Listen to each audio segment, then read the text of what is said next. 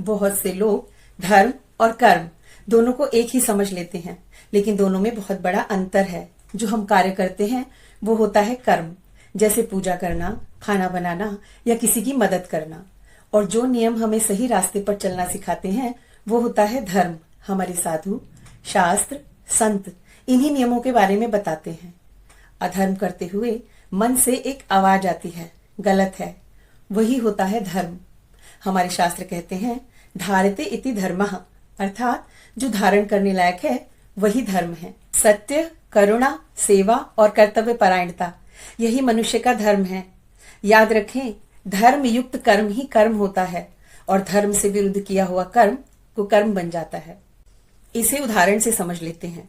जैसे पति पत्नी का संबंध धर्म युक्त होता है तो उनके बीच में जो भी क्रिया होती है वो धर्म होती है, लेकिन वही सेम क्रिया यदि किसी और के साथ की जाए तो कुकर्म बन जाती है। अब अगर हम यहाँ देखें तो कर्म तो एक ही है, लेकिन एक धर्म युक्त होने के कारण कर्म बनता है और दूसरा धर्म विरुद्ध होने के कारण कुकर्म बन जाता है।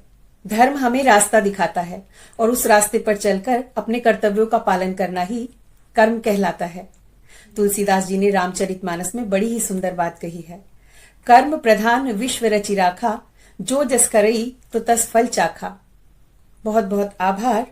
हर हर महादेव।